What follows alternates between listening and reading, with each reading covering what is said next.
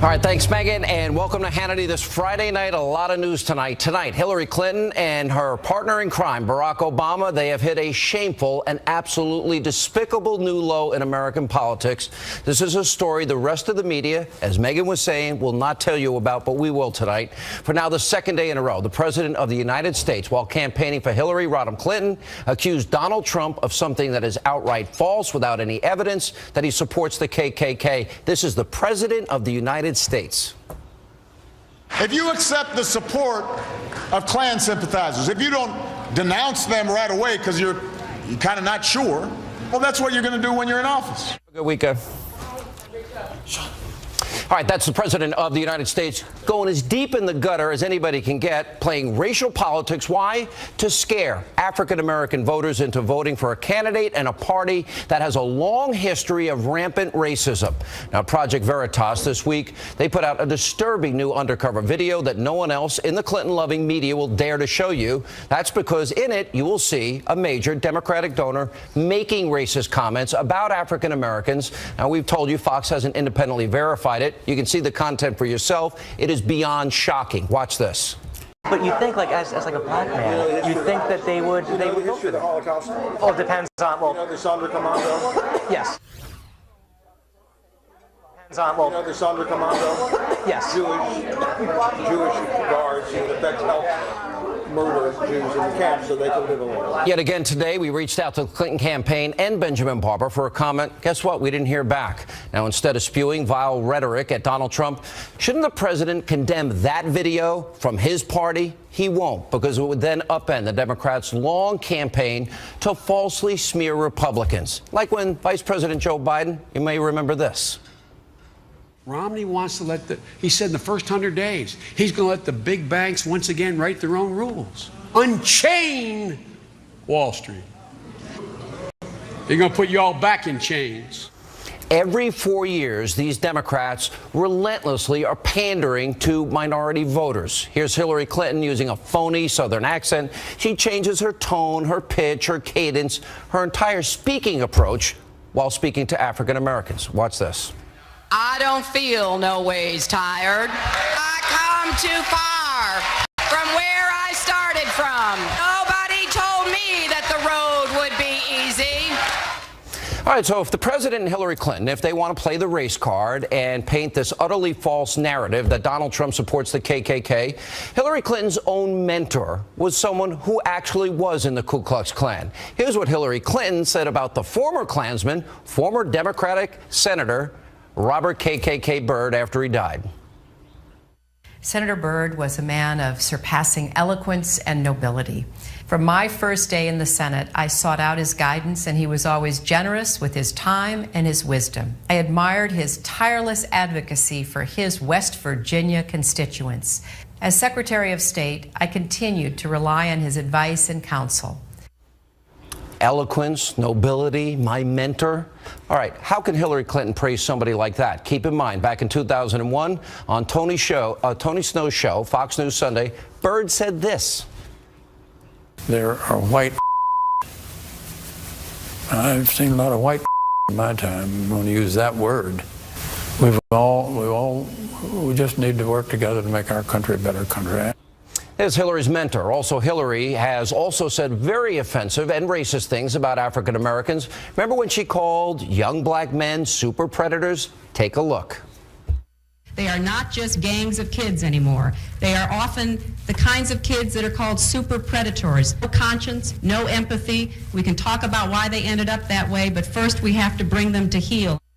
Now, all of these examples are clearly shocking, but they're not surprising. And the reason why are the Democrats trying to play the race card against Donald Trump? Is it because Hillary Clinton has nothing to run on? Stop for 1 second. Hillary Clinton has been in public service 40 years of her life.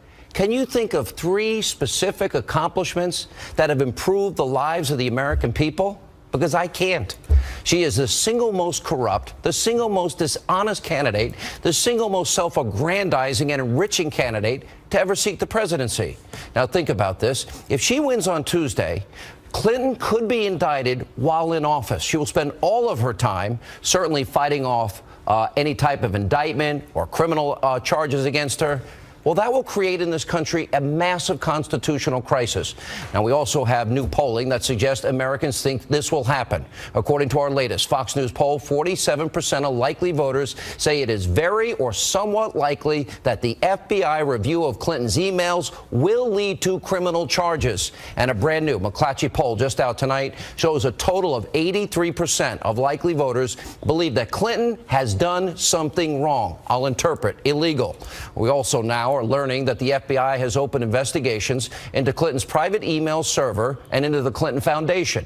Now, this is the private server that FBI agents say there is a 99% chance, because of her recklessness, her unwillingness to obey the law, a 99% chance that up to 5 foreign intelligence agencies hacked into and stole her emails. Now, that's the private server that contained classified, top secret, and even the highest classification special access program information on that server. Remember, it was a mom and pop shop in a bathroom closet?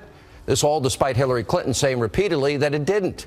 There are also the 33,000 emails that her team, remember, they didn't wipe it with a cloth. They used bleach bit. In other words, they acid washed it. So as Trey Gowdy said, God couldn't find it if he wanted to. And that was to permanently erase after Hillary was served with a congressional subpoena to preserve all those emails. And now, of course, thanks to WikiLeaks, we also know her own aides questioned if Hillary Clinton actually turned over all of the work-related emails. And right now, tonight, CBS News is reporting that the FBI has found new emails on Anthony Weiner's laptop, not duplicates. As for the Clinton Foundation, the FBI is investigating the Clintons' pay-to-play practices, and sources in the FBI are saying an avalanche of new evidence is coming in every day. Now, WikiLeaks exposed the Clintons' own aide that called it Bill Clinton, Inc. Remember, they were broke when they left the White House. How did they get $200+ million? This is a scheme directly tied to the foundation the former president used to line his pockets with all of that money. And remember, the AP reported that of all the people, individuals that saw Hillary when she was Secretary of State, well, 55% non-government people, they were people that donated to the Clinton Foundation or pledged to donate to the Clinton Foundation. Pretty outrageous any way you look at it. Anyway, not to mention the tens of thousands of millions of dollars, rather, the Clinton Foundation has accepted. Remember countries that treat women, gays, lesbians, Christians, and Jews horribly? Countries like Saudi Arabia, Kuwait, the UAE, Brunei, Qatar, Oman, Algeria. Did Hillary ever criticize these countries? Women are told how to dress. They can't drive in Saudi Arabia. They can't go to work or school without a man's permission. And Qatar, did you know that marital rape was legal? Marital beatings are legal of women? Did you know in Saudi Arabia, gays and lesbians are killed? Christians and Jews, you can't build a temple or a Christian church. They're persecuted. Anyway, joining us now from Ted's Montana Grill in Illinois, the author of now the bestseller Treason, former Speaker of the House, Fox News contributor Newt Gingrich. For 2 days in a row now, they're playing the race card and using the Klan. What does that tell you? It tells you that they're desperate and they're terrified. You can always measure how much trouble they're in by the intensity of their attack and the degree of their desperation. And I think it's pretty clear now, as you just pointed out, you know, when you have 87% of the country that thinks you did something wrong, you got an uphill climb to get to be president. When you have over half the country that thinks you might have a criminal indictment, it gets pretty tough to get those last votes. Yeah, by the way, I hear the thousands that have been waiting online and you've been signing books all night. We appreciate you taking time, Mr. Speaker. All right, let's say, God forbid, she wins the presidency. Will the country be paralyzed? Will she spend all of her waking hours fighting off potential indictment, fighting with or meeting with lawyers? Will any work in this country get done, or will we literally be spinning our wheels with no progress whatsoever? Oh, I think that the amount of evidence that's coming out day after day after day, she will drown in investigations, FBI investigations.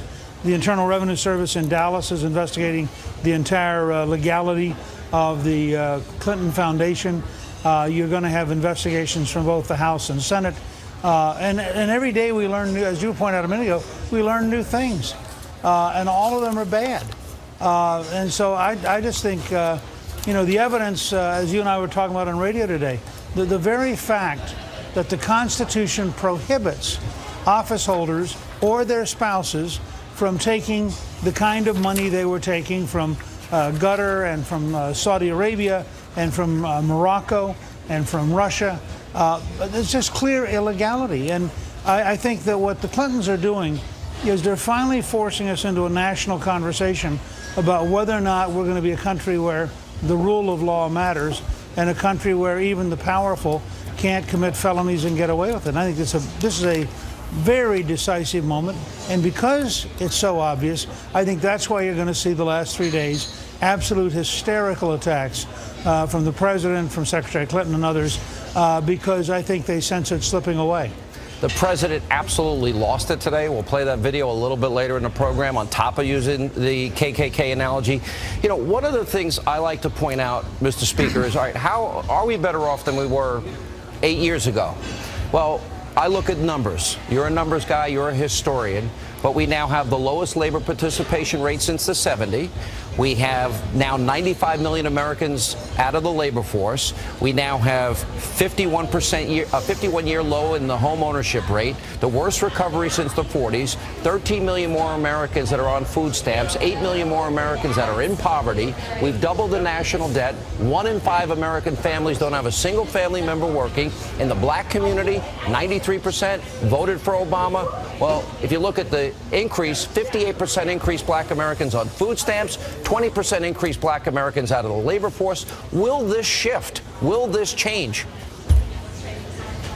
Well, I think that it'll change if you get Donald Trump. It's not going to change if you keep the same policies, the same personalities, the same approaches.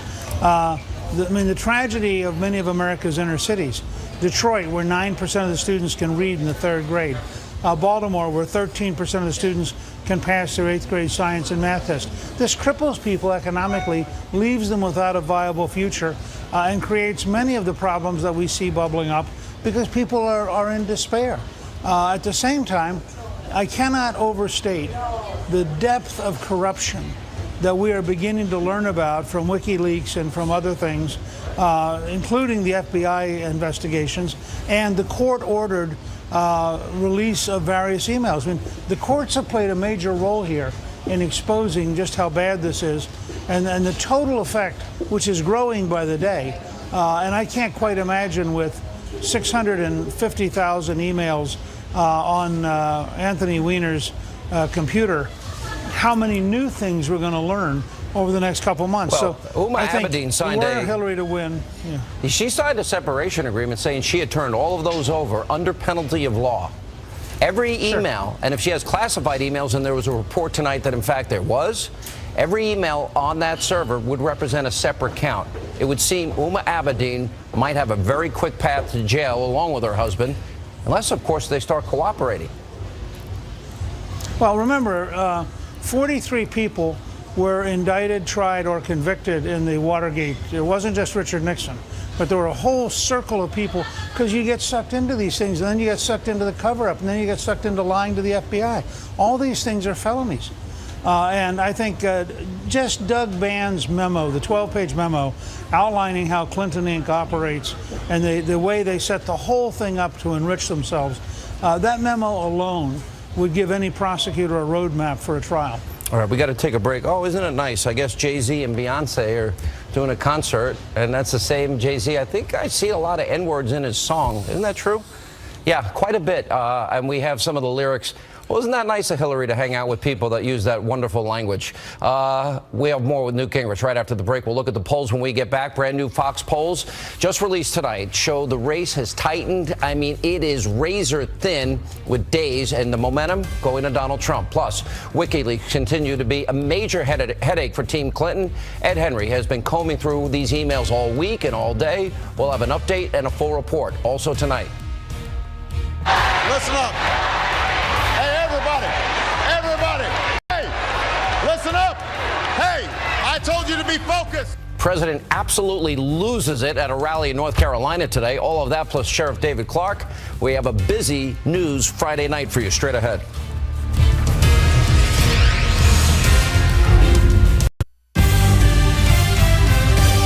And welcome back to Hannity. Brand new Fox News national polls just released tonight show the race is tightening. In the four-way presidential race, Hillary Clinton is up by only 2 points, 45-43. But in the two-way presidential race, it is a one-point race, 46-45. We continue with former Speaker of the House, Newt Gingrich. Mr. Speaker, I could give you all the numbers all day long. Do they even matter at this point?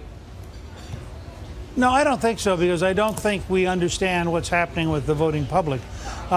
You know, for example, that African-American turnout is down from what it was for Obama, and that's why you're getting the kind of savage demagoguery that you saw today. You know that younger people are very turned off by Hillary and all of this illegality, and that she's not going to get all of the Sanders voters that people expected. And you also know that in state after state, Republicans are doing very well in the early balloting and in the absentee balloting. In almost every state, they're doing better than they did in 2012. And in a number of the states, the Democrats are doing substantially worse. I think in North Carolina, for example, I think the gap is maybe 100 or 150,000 worse for the Democrats than it was back in 2012. So, and by the way, Reince Priebus deserves a lot of credit, because they invested at the Republican National Committee a lot of resources in building a genuine ground game that could match the labor unions and turnout votes. And I think we're seeing in a lot of states, it's having a big impact. I had a conversation with a mutual friend of ours today, and the person's like, well, probably everybody's made up their mind by now. And I said, no. History shows there are a lot of people that are going to be walking into that voting booth on Tuesday that will be deciding then, based on what happens on Saturday and Sunday and Monday, and maybe even early Tuesday. Do you agree with that? That's right. Well, not only that, but I was talking today with several key people who pointed out that in 1980, Reagan does a 30-minute television speech on Monday night, and people, the undecideds, are still making up their mind Monday night. And because he looks and feels presidential, the last people who weren't decided, they break for Reagan by an enormous margin. He and Carter are almost tied a week out. And starting actually yesterday, starting on Thursday, they all began to break towards Reagan. And on Friday, Saturday, Sunday, and Monday, his margin just kept going up and up and up. Is that what you see happening now? Until finally he won. Is that what you see happening in Pennsylvania, Michigan, New Hampshire, and Colorado? You know, I was looking at numbers today that were startling. Michigan was out of play 2 weeks ago. Michigan's now in play. Pennsylvania, I think we have 2 polls now that show both Toomey and Trump are tied. Yep. You know, in New Hampshire, Trump's beginning to pull away, and Senator Ayotte is winning by a substantial margin. And by the way, Young has now come through in Indiana and is consolidating his lead over Birch Bayh, who, remember, Senator Bayh, the former senator, had a huge lead in the summertime, and the Democrats were counting that as a pickup. That's now clearly going to stay Republican. Ron Johnson, I think, is now in a statistical tie, according to the Marquette University poll, which is very, very respected in Wisconsin. So I see a lot of things, and as you know, I've been in, Cliff and I were in Georgia, and then I went on to Missouri and Colorado and Nevada. She and I are here tonight in Illinois. Tomorrow we'll be in Wisconsin. As we go around everywhere we've been, you see an increasing seriousness and increasing intensity for Trump. I have people walk up to me all over the place and say to me, in fact, I went to the movies the other night. I actually took 3 hours off, went to the movie. Wow, I'm and shocked. The lady who was selling tickets, the lady who was selling tickets said to me, Trump has to win. Now, well, I agree with her. It's that kind of you know, I but see it's it that everywhere. kind of everywhere you go passion. I don't have anybody running. I did have 2 people actually tell me that they were for Hillary. And by the way, I do not interrupt you. Whoever told you that tonight is not true. All right. So Hillary was on stage. There are people in Naperville who are going to love that comment because they know who they were and they know that they told me. Okay. Jay-Z and Beyonce on stage with Hillary tonight.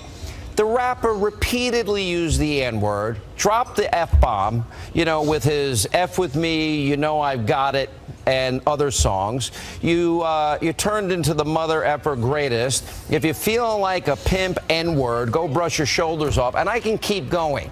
And there's Hillary on stage, you know, and here she's so offended by Donald Trump, and there she's praising Beyonce and Jay-Z. What is your reaction to that? Hypocrisy? Well, look, I don't want to hurt your feelings. I'm not sure it's hypocrisy. I think she may forget. She's been very forgetful over the years. Yeah, and she I think has. maybe she forgets who they are. She didn't remember So that she it was could just briefed. be that Yeah. this could be a sign of the concussion, that she doesn't actually know who they are. And she thinks it's so nice that they're hanging out with her. All right, you know, can't I'm make giving me you the laugh. benefit Stop of the doubt. making me laugh when I'm really serious. We're 4 days away, and you're messing around. There's no time to mess around. No, there's nobody better to mess with than Hillary Clinton because she is a crook. She ought to be in jail, and we should not take her seriously as a potential president because she's never going to be the president of the United States. From your lips to God's ears, it would be this country will be paralyzed and more divided, and a constitutional crisis would await us. Mr. Speaker, good to see you. Thank you for taking time, and my best to the people in Illinois that you're with. Coming up, WikiLeaks continues to release damning emails related to the Clinton campaign. Ed Henry, he's been reading it all day as a full report, also tonight. President Obama loses it at a rally. Now, if I was Jay-Z hanging out with Hillary, he loses his shh at a rally. That's how I'd say it. We'll ask Milwaukee County Sheriff David Clark to respond to all of that and more tonight on Hannity.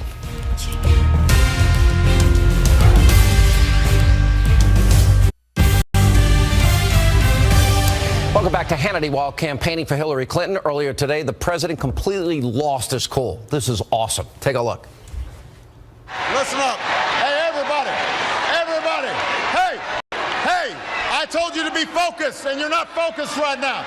Listen to what I'm saying. Hold up. Hold up. Everybody sit down and be quiet for a second.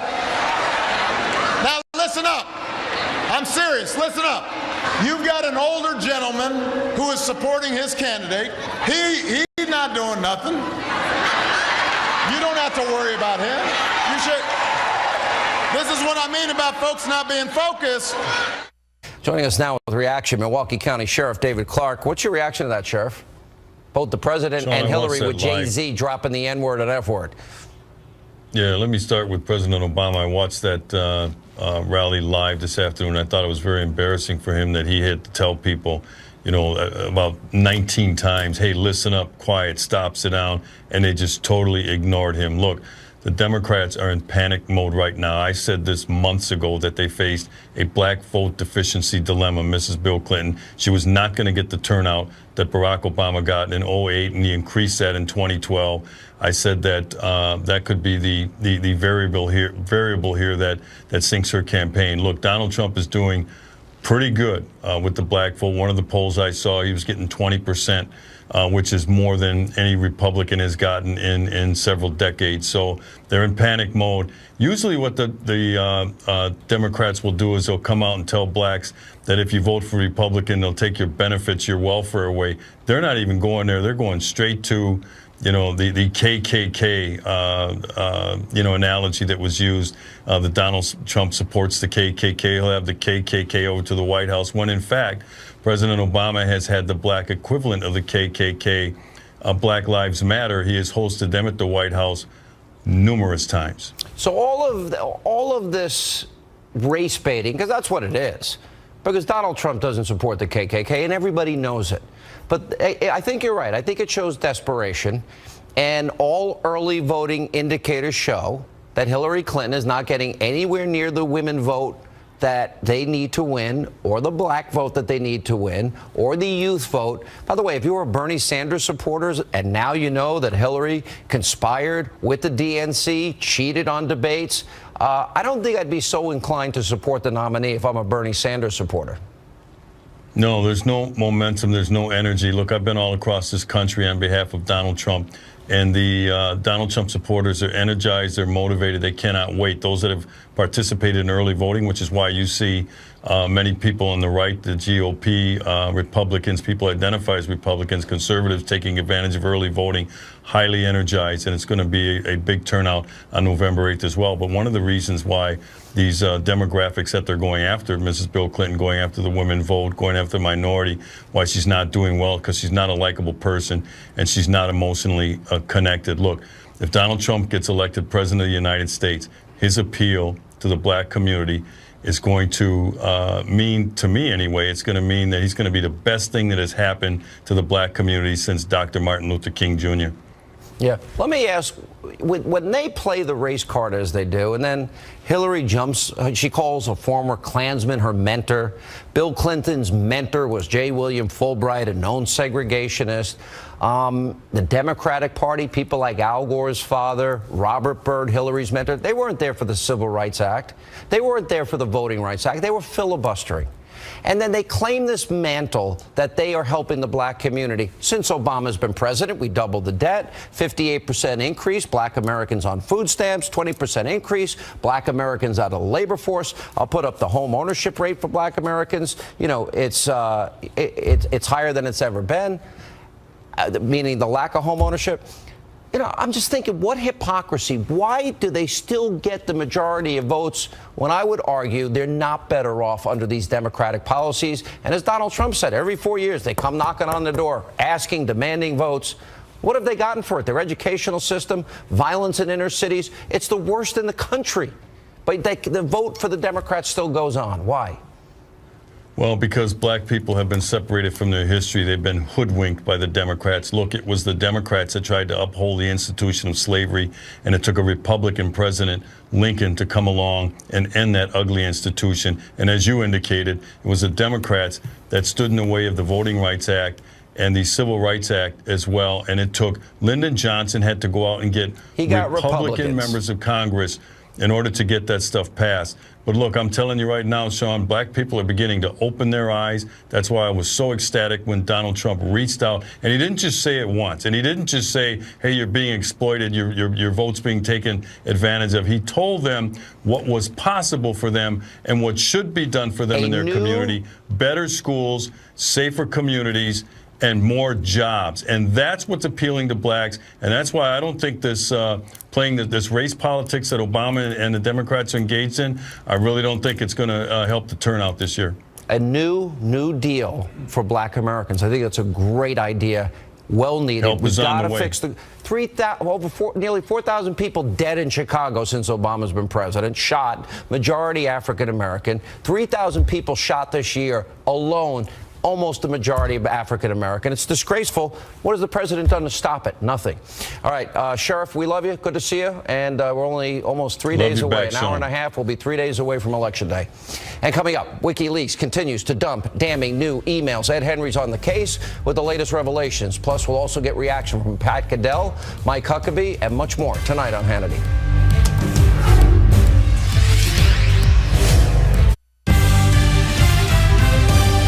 Welcome back to Hannity. WikiLeaks continues to release damning emails from the Clinton campaign. Our own Ed Henry, he's been combing through it all week, all day.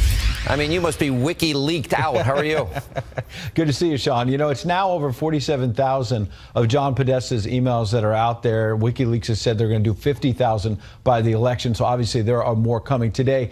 New ones about the email scandal, about the Clinton Foundation, and also potential hypocrisy on Hillary Clinton's part over pay equity. First, on the email scandal, Neera Tanden has come up a lot, a liberal activist who's a frequent pen pal of Podesta's, and she's questioned Hillary Clinton's political instincts. Today, she raised questions in a 2015 email about Brian Pagliano. Remember, he pled the fifth over the email scandal before the special Benghazi committee. And Tanden says in one email that Brian is someone who, quote, retrieved all our emails in a previous year. She might be referring, it appears from the context, to the 2008 campaign. So it's raising questions about whether Pagliano, Hillary Clinton's IT specialist, was involved with the Clintons much sooner. In terms of the email scandal as well, there was an email exchange between Colin Powell and Cheryl Mills when the email scandal first broke, and it appeared that the Clintons were going to try and say, look, Colin Powell had the same setup. Yes, as Secretary of State, he used a personal email account, but did not have a server. So look at this email where basically Powell threatens the Clintons through Cheryl Mills and says, I haven't been asked nor said a word about HRC and won't unless you all start it. So making it clear that he would fire back if they tried to drag him into the email scandal. Then on the Clinton Foundation, you've heard the name Doug Bann before, and you were talking about him before with that 12-page memo. There's a new email out today where one of Bann's associates was saying that while they tried to put new conflict of interest rules, and you see Bann there, in place at the Clinton Foundation in 2011, one of Bann's associates said, look, if you're going to do that, you're going to have serious problems of conflict of interest for Bill Clinton because he was taking speech money, personal gifts as well as consulting contracts from some of the Clinton Foundation donors. That, according to Band and his associate, insiders, not critics, on the outside. And they also revealed that some of Bill Clinton's one-on-one meetings with various foundation donors cost those donors $100,000 to $140,000 just to get a one-on-one with Bill Clinton. And then I mentioned pay equity. What's interesting about that issue is that you had an email pop up where one of Hillary Clinton's advisors was basically saying, wait a second, do we have a problem on pay equity? Because she's out there on the stump all the time talking about how women have to make the same or more than men. And this advisor to Hillary Clinton's campaign was saying, wait a second, we're not even sure. Do women make as much as men do? So it's interesting that she's out on the stump saying, look, everybody else needs to do this. And insiders in some of these WikiLeaks emails were saying they weren't even sure whether the Clinton campaign was living by that same standard, Sean. It's fascinating reading. I honestly, I'm staying up at night reading it, so it shows what a loser I am. But thank you so much. You got better things to do. No, that's what I do. I read this. Apparently not. All right, Ed, thank you. Joining us now with reaction, former 2016 GOP presidential candidate, former governor Mike Huckabee, Fox News contributor Pat Caddell. Governor, as I talk to you, I'm going to put up just the WikiLeaks revelation specific to the Clinton server up, and then we'll go to the new revelations today. This is obvious law-breaking. I'd use the word bribery, cover-up, destruction of materials. It actually seems to now make sense that they had the private server because they didn't want Freedom of Information Act request or congressional oversight because of all the money they're making. Well, it was a very good way for them to cover up their tracks. I've said this week that the big difference between the Clintons and the Sopranos were that the Sopranos didn't leave an email trail, and the Clintons didn't think they were going to either. But the fact is, the WikiLeaks exposure has revealed what really amounts, Sean, to nothing less than a criminal enterprise. And the shocking thing is, people are going to vote for someone on Tuesday who is either a person who believes that the job of president is serving the public or sucking the life out of the public. This is why Hillary Clinton cannot be president, because they have used every government agency and all the powers to do two things: protect themselves from being accountable to the laws that the rest of us have to live by, and then to use those powers for self-enrichment and for going after their political enemies. Imagine, if you will, Hillary Clinton having Governor, the power of the IRS and all these agencies. They were making enough money. It's inexplicable to me. Why? Did they need that much more money? Well, Sean, you got to remember who they're hanging out with. They're hanging around with the George Soroses. They're hanging around with all the billionaires who have so much money that they'd like to be part of that. And, to make $153 million as they did on speeches between 2001 and 2015, that's a pretty good gig. Bill Clinton gets $100,000 just to have a meeting with somebody. Is it worth the let me bring Pat in here. Yep. If she's elected, you were just telling me before we came on the air, this is a disaster for this country.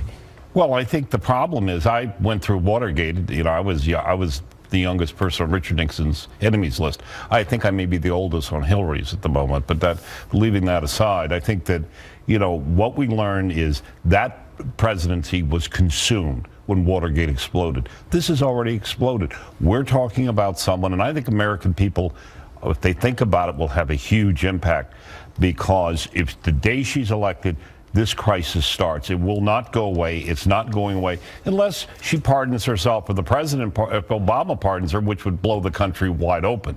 So we will be more divided than ever before. And nothing will happen. Will be paralyzed. And nothing will happen. The country in a moment of crisis. So that's really the choice. This will all be about her and the Clintons. And what I agree with the governor. I mean, my God, what you're seeing here is a criminal enterprise, really.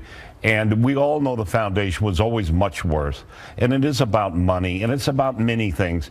But you know what, most of all, the country is tired of corruption. And the word that is not allowed to be spoken inside the Beltway and by the political elites is corruption. In the country, you've got over 80-some% of people believe that they're corrupt. Exit question for both of you. I'll start with you, Pat. Who's going to win this election? I think at the moment, let me just say, we're in motion, and I think it's moving Trump's way. I lived through 1980. You think it's the same? And I think it could be Governor, who's going to win? Donald Trump is going to win. It's not going to be as close as people think, and I've said that since the summer when his poll numbers were low. We got to take a break today. Thank you both. We'll continue. In Vegas. All right, voters head to the polls in 4 days. Joining us now is former advisor to the UK Prime Minister David Cameron, Steve Hilton, and Trump campaign senior advisor AJ Delgado. 1 year ago today, you reminded me, you said what? I said on this show a year ago that Trump would go all the way and win the presidency. So it's kind of weird to be sitting here.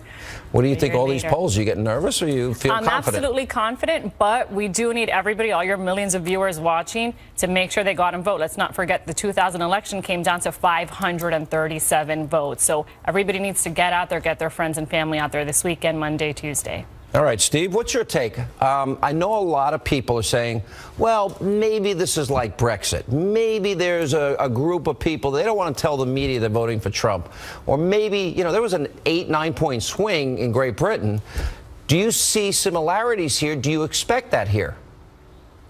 I think there's certainly similarities. I think that you've got all that shaming going on, the moral shaming of people in the media establishment and the elite saying that if you support Trump just as if you supported Brexit, then you're a bigot and a racist and a xenophobe. That's all true.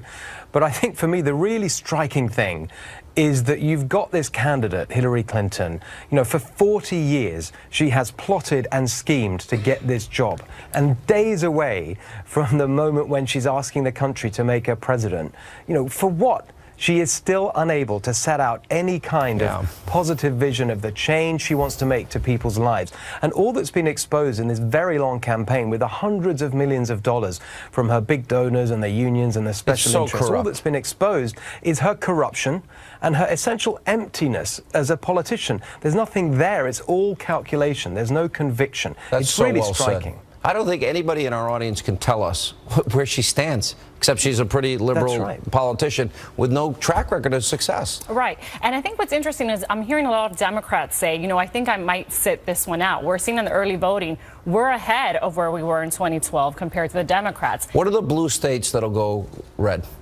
I think New Hampshire will, maybe Nevada, Florida.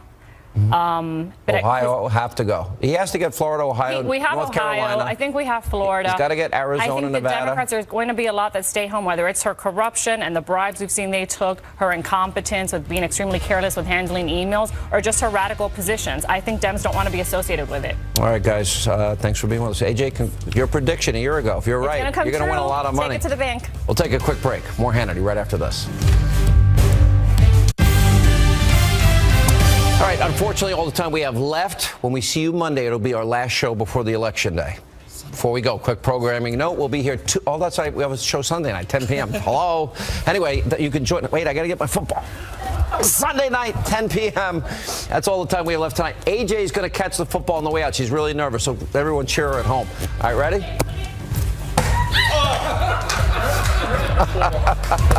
ready?